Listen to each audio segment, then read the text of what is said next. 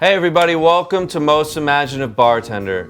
So obviously things are a little bit different, but we're still diving into the creative outlets and inspiring you hopefully to dive into them as well. Each video will show a deeper look into the creative outlet of the 12 most imaginative bartenders. Derek's out of Miami and he has a creative outlet that's focused on fermentation and celebrating different cultures and their fermentable drinks. And he actually created a whole company out of it through MIB, Culture to Culture. The culture, and he brought one of his samples based on tepache during the final MIB in Chicago, and he created a cocktail finishing with this tepache. That was really, really cool. Let's do it. 1/3 of the things that we consume in this world are fermented, and that's amazing. For MIB, what I created was a company, Culture to Culture, that represented what my inspiration was, which is two things: culture of people as an anthropology study, and culture at a microbial level, and how those two things are symbiotic in nature. First off, a few kind of things on literature that you might be interested in is The Art of Fermentation. This book is by Sandor Katz. And then the second one is the NOMA Guide on Fermentation. What's great about this is it's a great practical book. Fermentation is something that has connected me to this world. And what I mean by that is, through these fermentations, I've been allowed to really understand different cultures and what it represents to them and the meaning behind them and the culture that influences it. And the other part of that is through flavor. Fermentation not only has this cultural background that connects us to each other, it connects us to the ground, it connects us to the things that are being fermented in it, but it also has time. It's almost like this time capsule. You're not quite sure what the ferment will do because it is a collaboration at the end of the day. The things that are inside the glass are going to create a flavor that you have part of, but also it's part of the microbial count in here that decides to make those flavors and how unique they are. And over time they develop and they change. So the combination of all that together is such a special thing. I have a few ferments that I've been working on. Specifically, the one I want to talk about is tepache. So tepache is a traditional Mexican beverage. It is what we call a lacto-ferment. But before I get started talking about it, I want to talk a little bit about why people get scared about fermentation. The reasons I think that fermentation can be so scary is that we don't feel like we have a better understanding to know what fermentation is and how can we drink it and if it's good for us and if we're doing it right. Most of the time people get scared that they think that they're putting in bad bacteria that could unintentionally harm them. If you're feeling unsure, pH strips. These cost probably $6, and what they do is they allow you to test the pH of your fermentation, and then through that you can see if it's going to be safe or not. So this is a lacto-ferment, and what that means is we are creating lactic acid through the fermentation of microbial bacteria.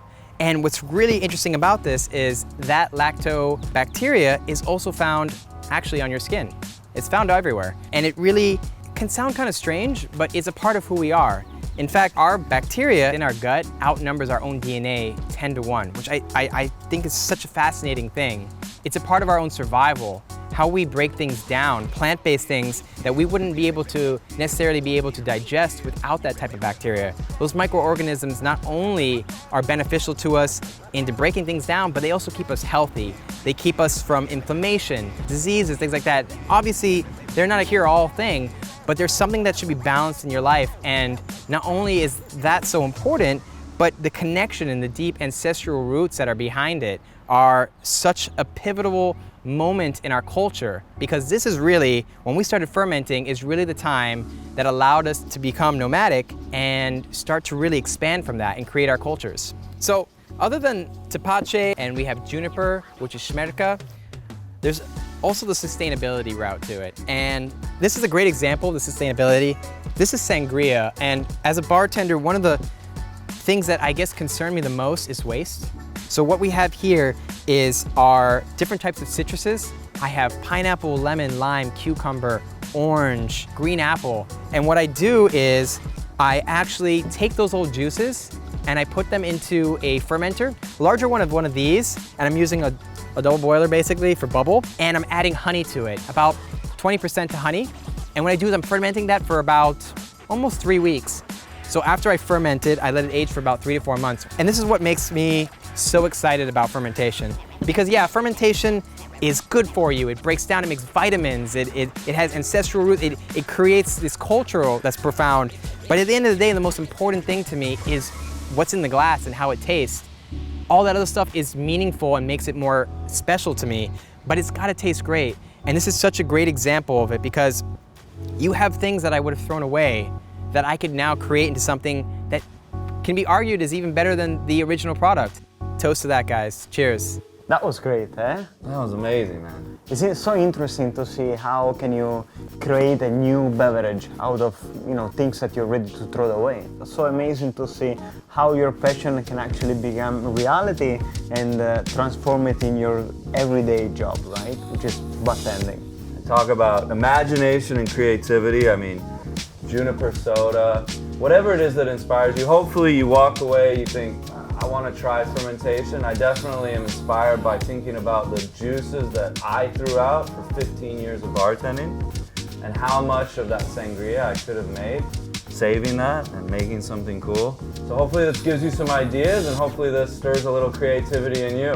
Thanks a lot. Bye-bye.